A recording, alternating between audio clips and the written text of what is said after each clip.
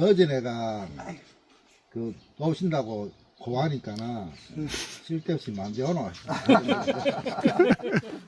맞다. 그 가시 선생님 그렇게 말씀하셨다. 오기는 말라고 한다 이 가시. 쓸데없이 만져놓아. 제가 그 고등학교 2학년 때인데 네. 이제 집에 이렇게 그 반대도 하고 하니까 미대 결정을 잘 못 하고 있다가 뭐 그 전에 미술반 활동이나 이런 건 쭉 하고 있었는데 고등학교 2학년 2학기쯤 돼서 그림을 그리려고 마음 먹고 그 이제 선배들이 가던 학교에 가까운 현대미술학원이라는 데를 갔는데 네. 저는 그 이제 제 혼자 한 대생 그러니까 뭐 그걸로 실기에도 나가고 뭐 나름대로 이제 대생을 한다고 했었는데 그 가니까 목탄화가 한 몇 장이 걸려 있는데 눈에 확 띄는 게 막 너무 놀라운 그림. 내가 이때까지 생각하던 대생하고 이제 그 쉽게 말해서 개념이 다르고 차원이 다른 그런 그림이라.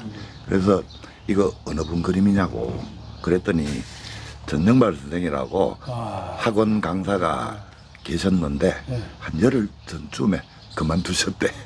그래서 그때 이제 선생님한테 그것도 굉장히 아쉽더라고. 워낙 그림이 좋으니까. 그 뭐 목탄이 첫째는 그 목탄 빛깔이 너무 좋고 뭐 형태감 뭐 이런 거 말할 것도 없고 그러고 그때 우리가 거의 그 시절 우리 대생에서는 그게 이제 70년대 초고 이러니까 그때 대생은 잘 이렇게 그걸 캐치를 못 하고 있던 면이란 느낌이 아주 생생하게 그 조밀하게 그 명감이 살아있더라고. 그래서 그런 것 대생을 보고 이제 상당히 그건 놀라웠는데 그 기회가 없었어요. 기회가 없었는데 나중에 제가 재수를 하면서 그때 이제 박희재 선배가 우리 전 선생님한테 가서 좀 그걸 해보자. 그러니까 전 선생님 그때 대신동 쪽에 그 화실 갖고 계실 때 그 잠깐 그때 선생님한테 가서 이제 소묘를 겪은 적이 있지. 근데 그때도 이제 그 작업실에는 제가 지금도 기억나는 게 비너스 청면상이 하나 있었어요. 나도 봤어요.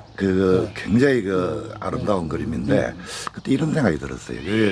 석고상 가는 게 우리 조잡하잖아요. 막 상당히 원래 정교한 것도 그걸 석고상으로 만들어 놓으면 되게 조악한데 그런 걸 보고 어떻게 진짜 신화가 줄줄 흘러나올 정도로 저런 분위기의 그림을 그때 비너스 청면상이 아직도 기억이 남습니다. 우리 강 선생님은 전 선생님한테 좀 배우셨다면서요? 네, 제가 이제 저도 그림을 늦게 시작해가지고 그 한국미술학원에 문권 선생님한테 바늘 땅에 그 YWCL 2층에 그 목조 건물이 있었어요. 나도 한번 가봤어요. 거기에 이제 갔는데 그때 제만 하더라도 예비고사 있을 시절이니까 그 예비고사가 11월 중순쯤에 이제 아니다 12월 달에 치르고 본고사까지는 한 달 반여 정도 기간이 있었는데 그게 너무 늦게 이제 갔죠. 미술 학원에 갔는데 뭐 이게 그 전에는 저도 이제 그림이 중학교 1학년 때에 국전 대구 20회인가 대구 이동전을 지금 계명동 계명대학교 그때는 시민회관도 없었고 문화예술회관이 없을 때니까 큰 전시할 때라고는 그 대명동 계대 캠퍼스 지금 대학원 건물에서 전시를 했어요. 국전 아마 20회 이동전인가 70년에 그때 제 혼자 그걸 보러 갔다니까요. 보러 갔는데 그때부터 이제 좀 관심은 많았겠죠. 그런데 이제 어쨌든 이제 미대를 가야 되겠다 싶었는데 제가 너무 늦게 이제 시작을 했고 그러다 보니까 이제 미술학원에 갔는데 형태를 잡는다고 뭐 이렇게 이제 그때 조교 이동업 선생하고 뭐 몇 분이 있었는데 형태 잡는 거 이렇게 하는데 아이고 웬만하면 하겠다 싶어가 뭐 이렇게 급 없이 갔는데 이게 아니더라고. 그래가 며칠 다니다가 도저히 이거는 안 되겠다 싶었는데 그때 마침 선생님 하실에 강주영 씨라고 이제 아마 77학번쯤 될란가 그 여학생이 있었어요. 우리 동기. 선생님 동기구나. 그 언니. 그 여학생 언니분하고 제 누님하고 이제 좀 아는 이제 교분이 있는 경우고 그래서 동생이 이제 미대를 가야 되는데 가려고 준비를 하는데 지금 여차하니까 들어보니까 이게 도저히 불가능하겠거든. 그러니까 이제 내가 그 수업하고 배웠던 그 스님 계시는데 혹시 거기 한번 가보면 어떻겠냐, 자기가 한번 이야기를 해보겠다고. 그래가지고 이제 누님하고 이제 스님 뵈러 갔지. 그게 봉덕동인가 그 시장 안쪽에 어디에 있어요. 그럼 확실히 봉독도 그때가 이제 입시 예비고사 치고 본고사 치기 고전이니까 뭐 기간이 되게 짧잖아요. 그러니까 선생님이 물으시더라고. 그림을 좀 했냐고. 근데 며칠 다녔는가 했다 할 수도 없잖아요. 그제. 됐다 해야지 그래도. 그러니까 선생님이 저는 또 고지곧대로 며칠 그렇다가 이제 그렇다고 고지곧대로 말씀을 드렸죠. 그러니까 선생님이 좀 긴가민가에 좀 그러셨을 겁니다. 아마 이 친구가 그림 했다 하지도 않고 갑작스럽게 와가지고 뭐 간다고 찾아오시니까. 그리고 아는 제자로 소개해서 왔으니까 뭐 내치지는 못하고. 강 선생은 문제야 속성반으로 갔구만. 네, 내치지는 못하시고. 그러면 뭐 제가 희미하게 기억하는 하는 데까지 해보자 하셨던가 뭐 이렇게 말씀하셨던 것 같아요. 그러니까 하는 데까지 해보자 하는 건 별 가능성이 없다는 뜻이잖아요. 그죠? 근데 어쨌든 간에 그때는 이제 아침에 일찍 가가지고 저녁 늦게까지 사실 열심히 그렸어요. 그랬는데 그거 마치고 이제 뭐 꼼짝도 엉덩이도 안 떼고, 근데 그림을 그렸는데 보니까 전다 뭐 대단하더라고. 뭐 그런데 입시 그때 한 7명인가 8명인가 입시 준비를 하고 있었는데, 제가 볼 때는 뭐 전다 이게 뭐 대단하게 막 대단해요. 그러니까 막상에 이제 입시가 며칠 안 남으니까 막 확 위기가 할까 불안하고 막 이렇더라고요. 그래 어쩝니까? 어쩌면 시험 아침에 일찍 가가지고 늦게까지 했는데 그러니까 하루에 코박 소묘 하나 하고 수채하고 뭐 이렇게 또 좀 더 하고 이래 왔는데, 선생님이 이제 한 열흘쯤인가 한 2주쯤 지났는가 선생님이 한 분을 이제 말씀을 하시더라고요. 수채화는 좀 되는 것 같은데 약간은 이제 조금 되려고 그러는데 소묘가 좀 많이 그러니까 소묘를 좀 더 신경 쓰자. 자, 그런 말씀하셨고, 그래서 어쨌든 간에 이제 꾸준하게 뭐 제 딴에는 이제 좀 열심히 했는데 어떻게 저는 그 시험에 떨어질 줄 알았어요. 그런데 이제 그때가 이제 선생님이 아마 조교하실 때거든요. 그 조교 입시 발표 내기 전에 이제 성적이 이제 미리 파악이 되잖아요. 조교 선생님이니까. 그러니까 선생님이 이제 그게 또 아마 석차 등위도 이렇게 파악이 됐던가 그래 말씀하시는데, 저는 됐다 그 기별을 이제 대강을 들었는데 제일 꼴찌에서 간당간당하게 어쩌게가 들어갔겠나 싶었는데, 그래도 약간은 내 뒤에 또 며칠이 있더라고요. 동생은 그러면 어느 하실 그 옛날에 대신동? 대신동 계시. 그리고 요는 어느 하실? 봉덕동. 예. 나는 제가 그때 신촌동. 군대 갔다 와서 휴가 나와서 선생님한테 인사 가면 봉덕동 하시러 갔었거든요. 예. 나는 좀 만항을 했는데 예. 그렇게 나이가 30 넘어서 이제 대학을 가다 보니까 그 생전 저게 뭐야 뭐 상황을 몰라. 난 혼자서 독학해가지고 갔으니까 시험 치는데 팔이 아프더라고. 팔을 주물러가면서 했는데 그 왜든 뭐 그때 가지고 학교 수업 시간 때 선생님 옆반에 그때 강사로 계셨어. 그래가지고 뭐 나를 한번 찾더라고. 그래서 내가 나이가 제일 많고 하니까 그래 이제 자기도 나이 입신날. 아니 이제 입학하고 학교 수업할 때 예. 그래 나를 부르더니 그래 뭐 자기도 나이 들었어 만학을 했다 하면서 그래도 내보다는 심하진 않지. 한 26, 7인가 그때 들어가신 거 모르겠는데 나는 뭐 30 넘었으니까 그래 나하고 이야기를 하면서 그래 뭐 격려 겸 이야기를 하면서 저 친분을 트이는데 그게 처음이에요. 그리고 찾아간 게 바로 신천동.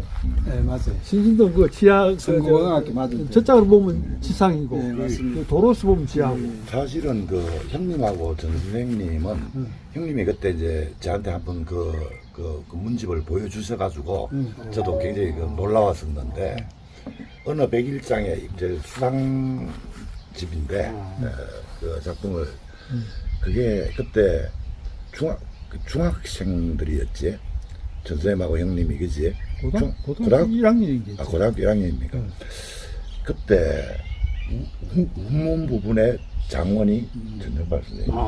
그런데 그 다르가 없어요. 산문 부분에 장원이 난 자원이 아니고 어, 그냥 그때 교우를 낸다고 예. 그 작품을 제가 아. 수고로 받은 거야. 예. 그 중에서 뽑힌 거지. 그건 수상자는 수상 아니고. 관계없이. 그래가 내가, 야, 나는 그때 이 두 분이 뭐 이렇게 나중에는 참, 둘도 두 분이 관계였지만은, 그때 벌써 어릴 때, 이런 인연이 두 분이 있었구나. 그건 상당히 놀라웠어요. 그리고 그때 제 기억에는 전 선생님 그 시가 이제 장원인데 너무 뭐라 할까 평에 심사평에 그건 이제 굉장히 비범하고 좋은데 오히려 너무 조숙해서 약간 걱정하는 듯한 너무 조숙해서 이제 우려하는 듯한 그런 문구가 이렇게 있었던 그런 기억이 있어요. 그게 이제 그 당시에 지금 그때 옛날 크레파사를 그런 작품을 제작했던 아마 연원이 된다 그죠. 그런 그때 감성이라든지. 전용관의 이름은 그냥 봤지만은 예.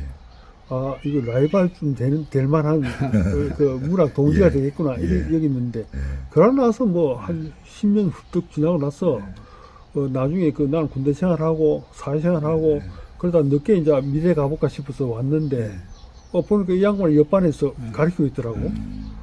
그래서 내가 근데 이름이 어디서 들었한데 그 나중에 알고 보니까 이제 맞는 거야.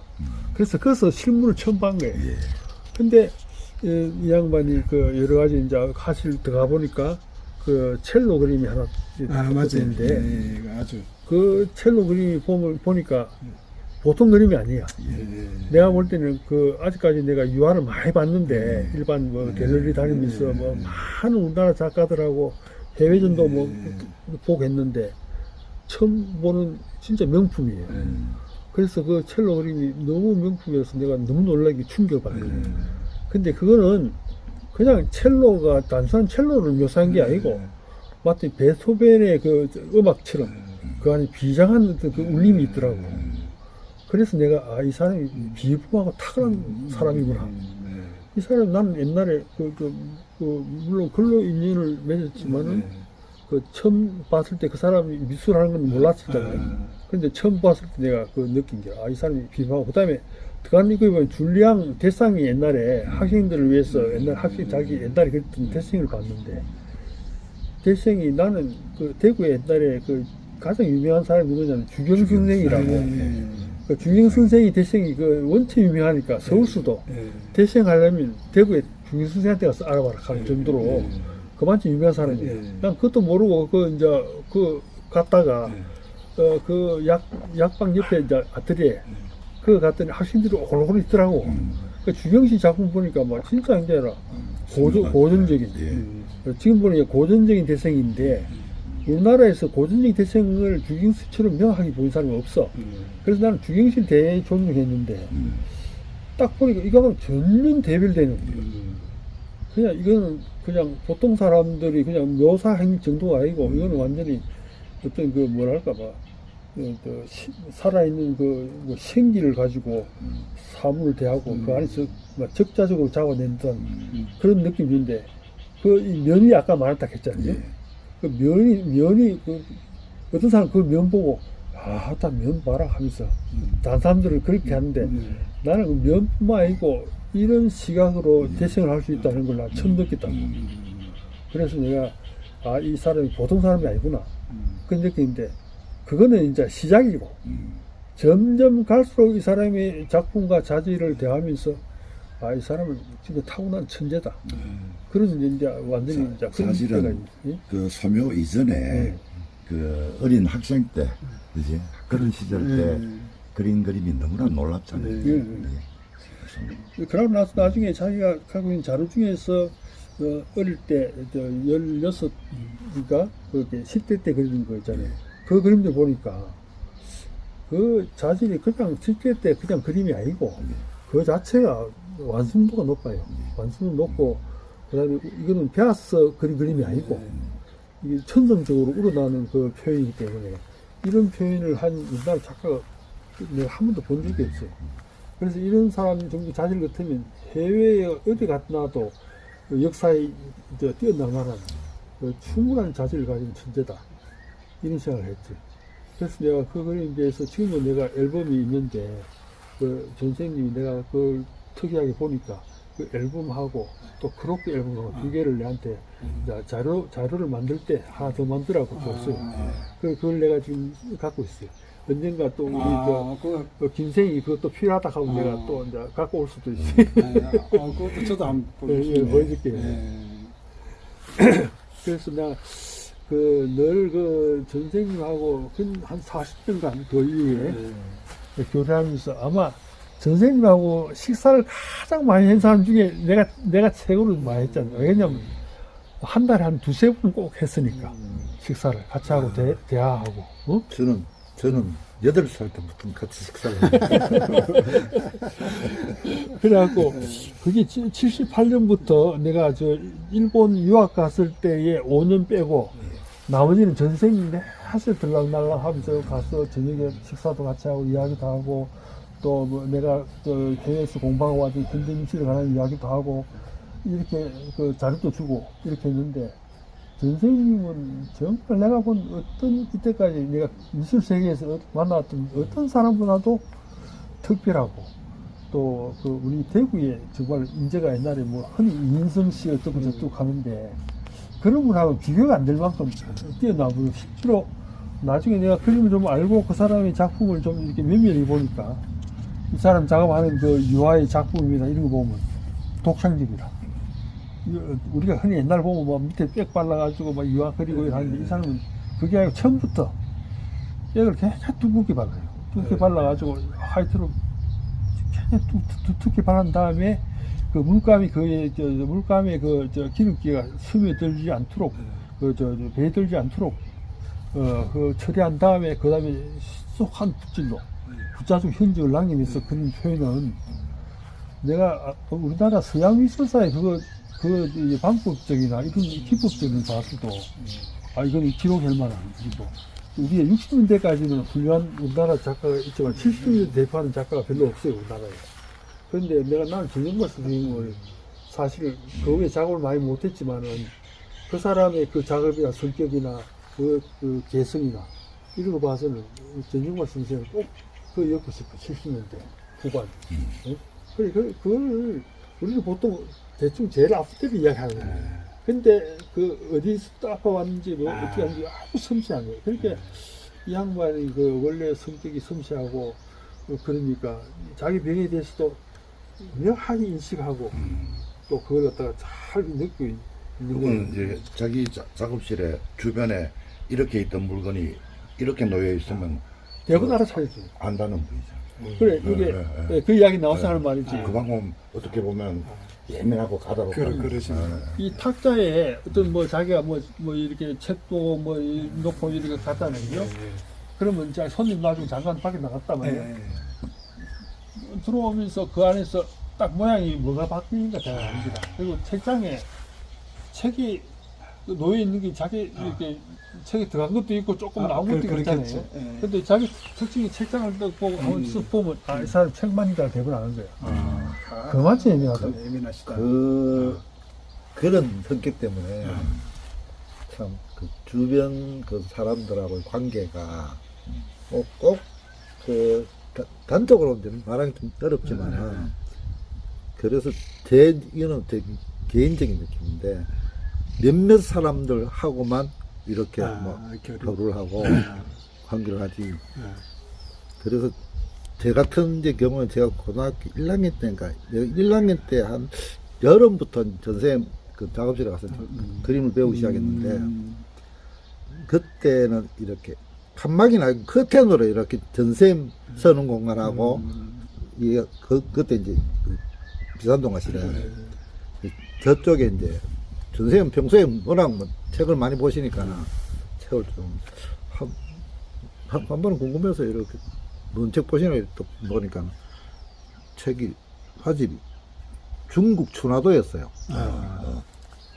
그래 이제 궁금해가지고 이제 저도 어릴 때부터 전생님 같이 있었으니까 성격을 잘하니까 그때부터 사춘기 때문에 궁금하다는 춘화도가 표지에 벌써 이제 딱 나와 있으니까 그래가 그 한 장이 듣기 봤어요. 아, 듣기 보고는 내 나름대로 똑같이 그 놀린 있던 자리에 똑같이 나온다고. 그럼 최강권이니까 책상 위에 있는 거 딱 보고는 그때 아마 전선생님이 식사로 갔을 때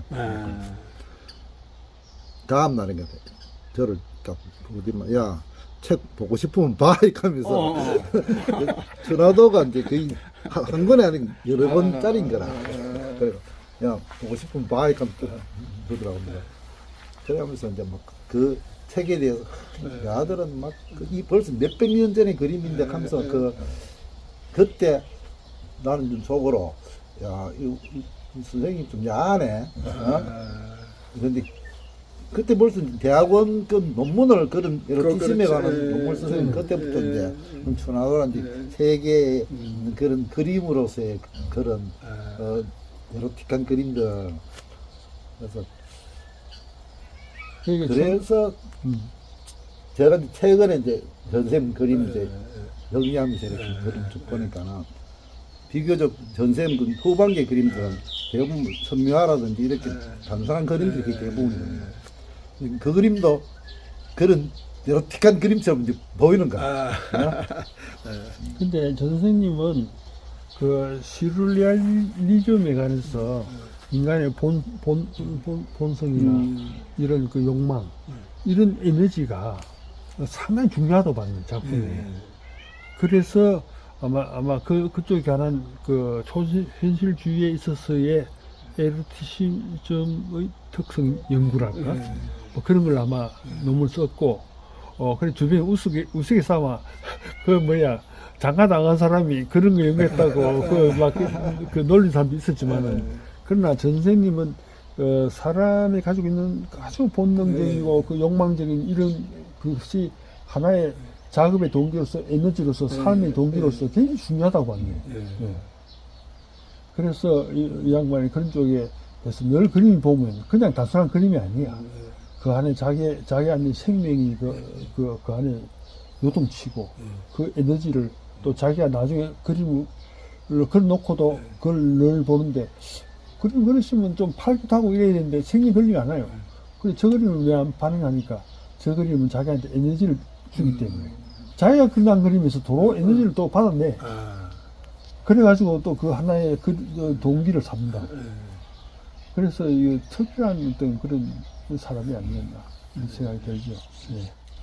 그 전생님이 이렇게 빨리 가실 줄은 뭐 여기 계시는 분도 그렇고 요즘 뭐 9988이라는데 80도 못 채우시고 가셨는데 그 제가 이제 그 전생님을 이제 뭐 저는 뭐 자주는 못 뵙지만 한 달에 뭐 자주 해봐야 두 번, 세 번, 그럼 거의 한 번 정도 찾아뵈면 그할 때마다 늘 똑같은 말씀하세요.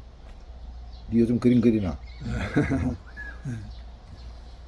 그러면서 이제 그 외국 작가들 뭐 선생님 뭐 인터넷 이제 하면서 그 외국 그 사이트라는 작가들에 대해서 그 사진 한 장 탁 보면 이 사람 나이가 90 몇 살인데 이 봐라 자기 작업실 봐라 이렇게 하면서 그 무슨 책인지 모르겠는데 그 책에 그 작업실하고 작품하고 같이 이렇게 들어있는 그런 책이 있더라고요.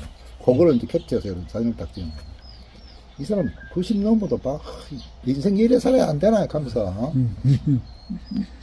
그 말씀을 하실 때쯤에는 자기도 이제 사실 그동안에 뭐 지금 명쌤하고 다른 분들이 그 사람의 어떤 능력이라든지 그 사람의 어떤 뭐 손이 많은 천재성이라든지 이런 뭐 말씀을 쭉 하셨는데 근데 그때까지 작품을 사실 했는 걸 보면은 우리가 흔히 말하는데 뭐 대가라든지 뭐 소위 말해서 작가로서의 그 작품 했는 그게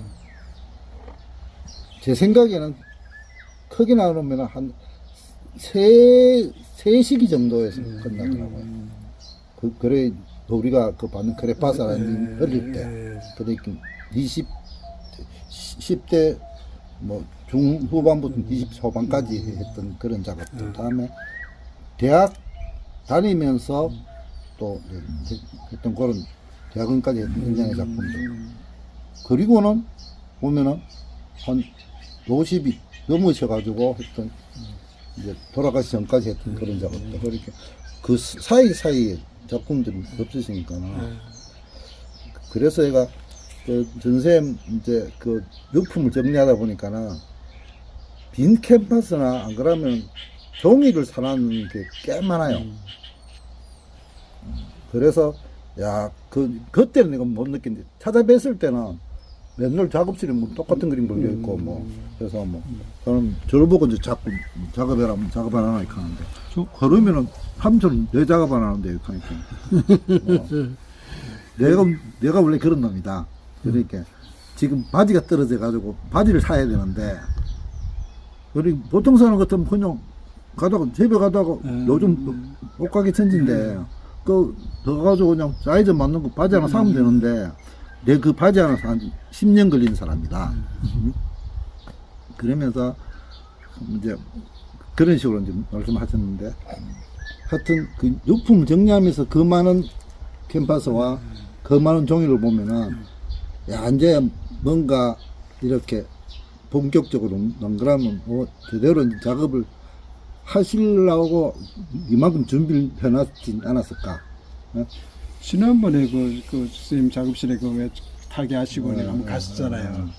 그때 보니까 선생님 하지가 비교적 최근에 구입했는 것이 하지가 맞아요. 변색이 하나도 없고 내가 또 좋은 것도 있어. 네, 그 하지가 내가 좀 남은 아주 거. 상당량이 있다. 그래서 선생님이 작업 의지를 많이 갖고 최근까지도 그리고 그 많이 갖고 하지가 계셨다 그냥 싶은데. 하지가 아니고 네. 저 고급 판하지야. 하나지. 고급 판하지인데 이 한 장당 어떤 거는 뭐 거의 뭐 만원 가까이 하는 것도 있고 또 대개 한 5, 6천씩 헐게 구입해서 4, 5천씩 구입해야 되는데 그걸 뭐 몇백 장씩 양도 그렇게 분량도 많더라고요. 구입하고 또 내한테도 그 종이 사는 걸 소개해줘서 나도 그걸 같이 구입하고 그런 적도 있어요. 근데 이제 특별히 그 색깔 있는 거 한 번은 보니까 저 하구를 갖다가 각 회사마다 다른 그 회사의 화이트를 여러 개 놓고 다 짜가지고 화이트 색깔 빛깔을 보는데 전부 다른 게 그게 그래서 그렇게 재료 하나에도 참 예민하고 그런 것을 우리가 느끼고 있습니다. 지난번에 한번 그거 있었죠. 선생님 작업실에 화이트 흰 물감인데 선생님 말씀하신 게 그거 있었다. 요만한 종이마다 다 각기 달리 이렇게 해가지고 맞아요. 그래서 나중에는 이제 그 대개 보면 우리 좀 현대 미술이나 이런 쪽도 발전한 게 보면 이제 그 과정이 역사적으로 있지만은 선생님은 탁월하니까 그냥 질러갑니다. 질러가시는 그런 경향이 있고 그러다 보니까 이 오브제를 하는 걸 따로 안 돼도 종이 가지고 있는 오브제성을 이해를 하고 그 종이의 오브제성을 깔고 물체를 하는 거 그 자체를 깔고 이제 목탈 끈다든지 여기에 더한다. 그러니까 종이는 그냥 마구잡이 그리는 장소가 아니고 종이 자체가 이 발견되고 있는 것이 하나의 자기 작업의 시작이에요. 그걸 감안해가지고 책을 놓고 하는 이런 걸 보면 이분이 물성에 굉장히 민감한 물성에 분인데 민감하죠. 제가 굉장히 젊었을 때 이제 언제 한 분 제 작업실에 오셔가지고 딱 한마디를 하셨는데 그게 이제 그야말로 이제 내 그림이 갖고 있는 어떤 부분을 이야기하는 전곡을 지르는 이야기였는데 이렇게 가시더라고요. 그림 보고 이제 뭐 이렇게 이제 기분 좋은 이야기는 뭐 하시고 나중에 이제 그게 결론이었지. 자네는 이게 그림이라 하는 게 물감이 그려주고 기름이 그려주기도 하고 천이 도와주기도 하고 이렇게 되는 건데 자네는 너무 혼자서 다 하려고 한다. 그 이야기 그래, 비슷한 이야기도 그래 이제 하셨어요. 그래서 사실은 그게 이제 이 나이 되도록 그런 내가 아직 미처 해결되지 못하는 어떤 물성 가는 데 대해서 그 선생님 이야기가 이렇게 아직도 귀에 뱅뱅 도는데도 또 이렇게 해결 뭐 하는 건 또 뭐 하고 그렇게 살고 있어요. 그 선생님이 그런 캔바스만 캔바스, 종이만 종이, 물감에 물감에 그 물성이 있는데 그걸 물성을 때로는 받아들이고 그래야 되는데 너무 작가들이 그 물성을 이제 뭐 오히려 물성을 앞서가는 본인이 워낙 그런 데 민감한 분. 그런 이야기 하시더라고요. 이게 작품을 딱 보면 그것이 잘 그려졌는가, 잘 묘사되는가, 기술적이고 방법적이고 그런 걸 보는 게 아니고 딱 보면 이 그림을 대할 때 이 사람이 이 그림과의 그 관계, 그림 속에서 획득했던 그 어떤 그 느낌들 이런 것들 단번에 받아요. 그래서 하는 말이 요 너무 꽉 차니까 요 짝을 하나 틔워줘라. 그리고 기운을 틔워줘야 이 그림 산다. 뭐 이런 이야기 자주 하셔요. 그런 데서 그냥 답답하게 묘사하고 막 그림 안에다가 막 진짜 이게 자기 능력을 다 발휘하는 사람한테는 의외이지. 아, 그림을 이렇게 태워줘라 하는 거 말이야. 이 그림 전체가 생명이 너무 가만히 옥조역에 있으니까 하나를 튀어놓고 그것을 활성화시키라 이 말이에요. 그런 데서 오는 그 어떤 지적이 대단한 거예요, 사실은. 저는 이제 막상 이제 선생님 타기하시니까 아쉬운 게 우리가 이론적인 거는 뭐 대강 좀 뭐 약간은 들은 것도 있고 뭐 본 것도 있기는 뭐 또 다수 뭐 별로 양은 안 돼도 근데 선생님께 실질적으로 제가 이제 그림을 하는 입장이니까 제 작업에 대해서 좀 더 그 뭐 선생님 말씀이라든지 뭐 좀 전반적인 거 이런 기회를 제대로 못 얻고 선생님이 이제 가시게 돼가지고 참 아쉽고 작품 들고 와서 언제든지 잘 들어가려 해야지. 그런 게 그리고 그 내가 했다고요. 이 양반이 나이 30대 그 중반 이후부터 몸에 지병들이 더 심해졌어요. 내가 간염을 한번 입원했다가 퇴원할 때 집 자택에 한번 찾아갔는데 그때 누워 있는 게 너무 그래서 내가 또 눈물 나더만. 근데 이제 한참인데 내가 그때 어머니 살아 계셨을 때예요. 그래서 찾아오고 하는 걸 내가 고마운지 나중에 갈 때는 도로 자기가 디디 하던 소묘 작품 하나 크로키한 작품을 하나 딱 꺼내더니 나를 하나 기념을 주더라고. 그래서 항상 보면 크로키에는 그 사람 사인이 없어요. 그런 거는 뭐 판매하고 뭐 이런 데는 별로 관심이 없는 사람이니까. 그 10월 달에 10월 한 중순쯤 됐는데 한번 찾아뵀거든요. 그때 이제 선생님 전에 저한테 전화 주셔가지고 그때가 10월 달에 이제 어디 전시하고 있다고 제가 전화를 받았잖아요. 그러고 그 며칠 있다가 이제 전시 보고 하고 선생님 이제 전화를 드렸어요. 한 뵈러 갈까 싶어요. 그러니까 선생님 뭐 하고 내 모양이 이렇게 하는데 와서 막으로 가시더라고.